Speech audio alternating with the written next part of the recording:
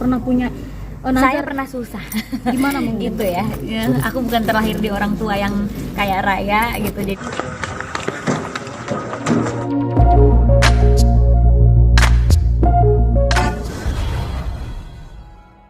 Kenapa? Filmnya akhirnya sukses nih. Alhamdulillah seneng banget. Tadi nonton barengan sama teman-teman yang setiap adegan nge-review jujur ya. Jadi kayak lega banget.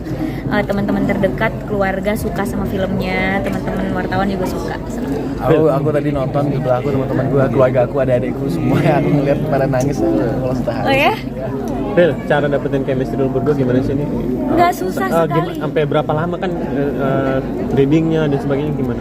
Nggak bikin bangun chemistry sama Junior gampang banget sih, karena dia tuh orangnya jangan gitu dong.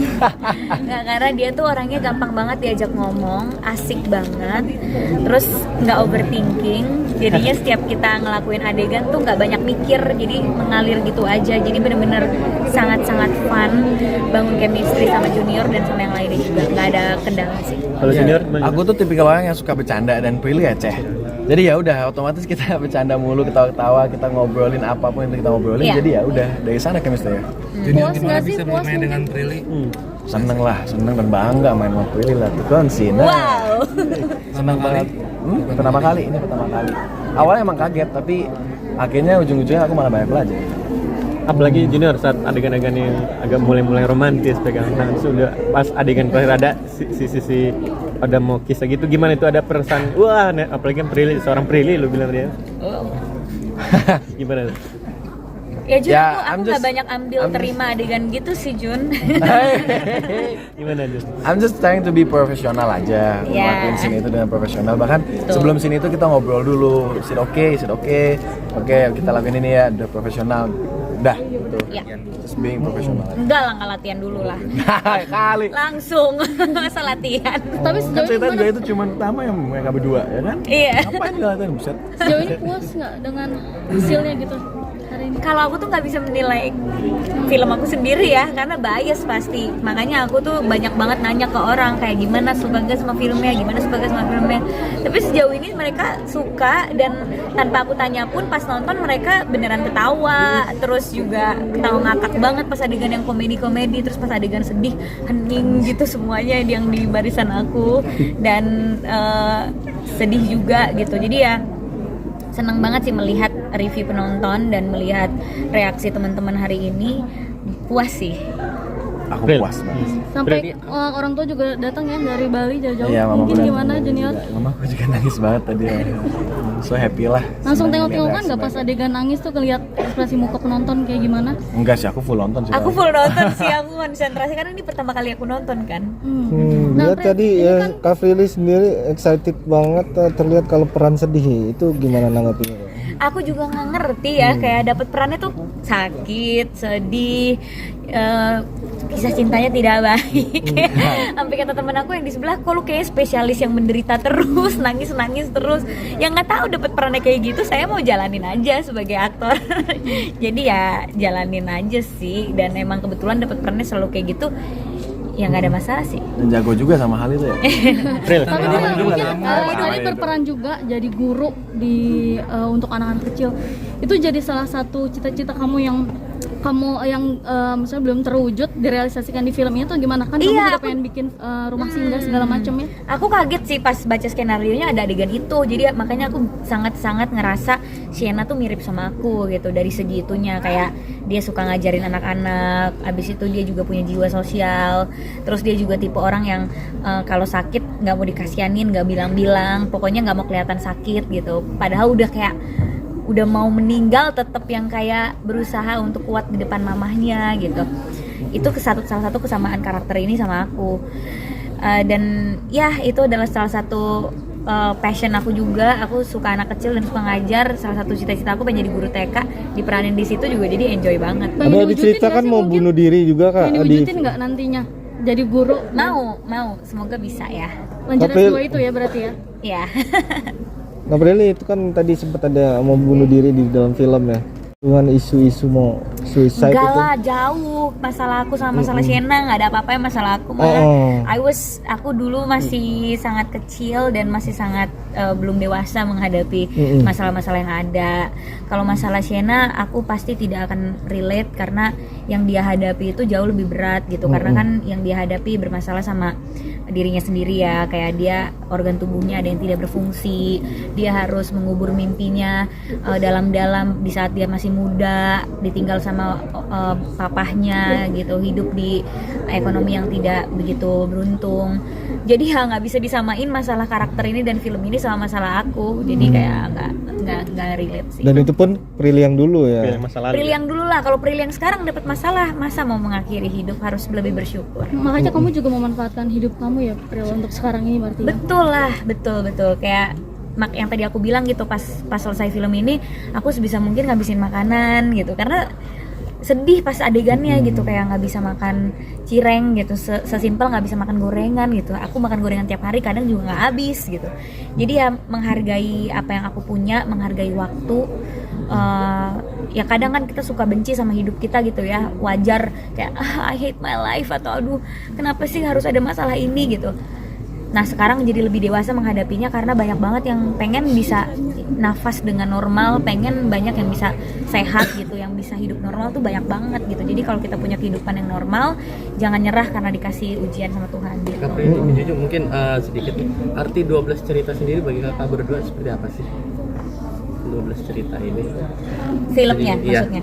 Arti film ini apa? Iya, dari filmnya ini. Arti 12 cerita itu ya kenapa namanya 12 cerita Glenn Anggaya, karena itu 12 keinginan Sienna itu menjadi sebuah cerita buat Glenn gitu. Jadi semua 12 keinginan Sienna sesuatu banget buat Glenn yang bahkan mengubah kehidupan Glenn, makanya jadi ceritanya Glenn. Ya, seperti yang Kak Alim bilang ya, maksud dari 12 cerita ini adalah bagaimana kita bisa melanjutkan hidup gitu. Dari segala ujian dan musibah yang kita dapat, gimana kita bisa be resilient gitu, jadi bisa bangkit lagi gitu. Kalaupun kita gagal, tapi gimana caranya kita bangkit lagi, atau hidup dalam kegagalan itu, menjadikan kegagalan itu pelajaran, kayak gitu sih kalau aku lihatnya. Nah, kalau kesempatan hidup yang kalian punya, mau apa sih? Pengen bermanfaat buat orang lain, itu kan termasuk Ya, Prilly juga mau bikin sekolah, mau bikin rumah singgah. Sekarang gue lagi aktif-aktifnya jiwa sosialnya. Julian juga mungkin seperti apa sih? ya kalau aku sih sebisa mungkin gimana kita bisa bermanfaat aja sih sebagai manusia gitu.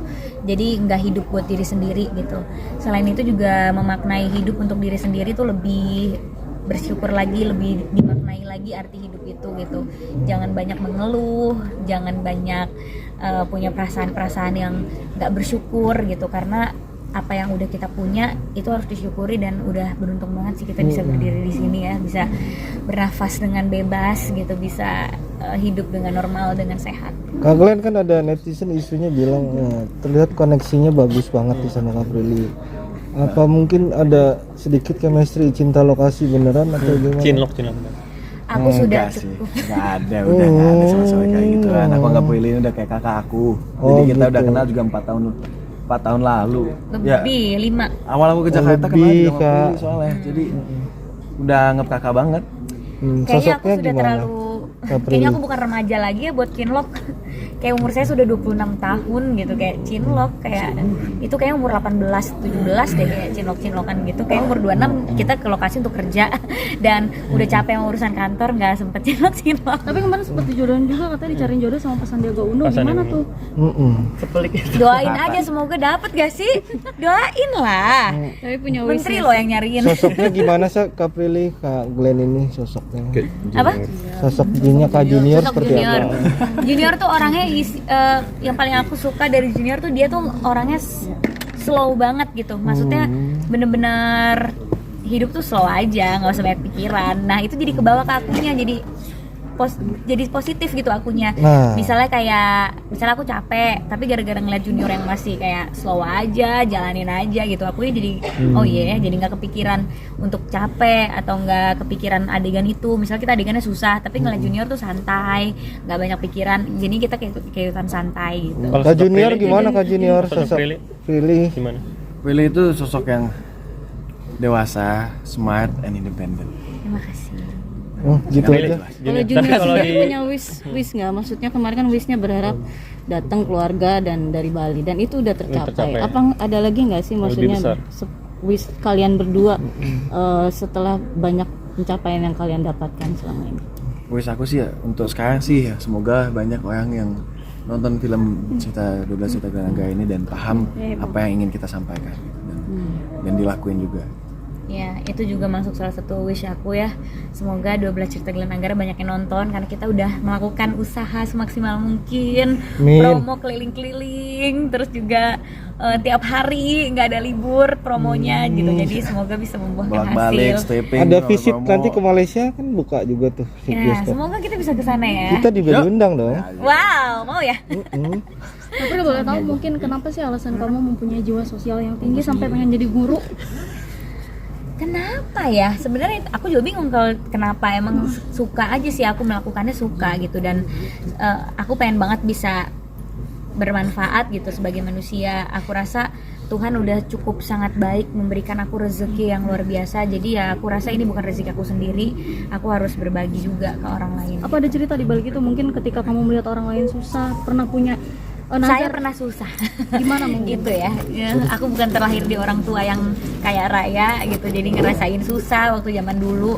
Jadi pas tiba-tiba sekarang udah bisa cari uang sendiri, udah bisa punya hidup yang lebih baik, rasa syukurnya itu melebihi apapun. Karena kalau ingat masa lalu, kalau ingat hidup aku dulu, ya pasti nggak mau lagi ngerasain kayak gitu kan, susah, nggak bisa beli apa yang kita pengen.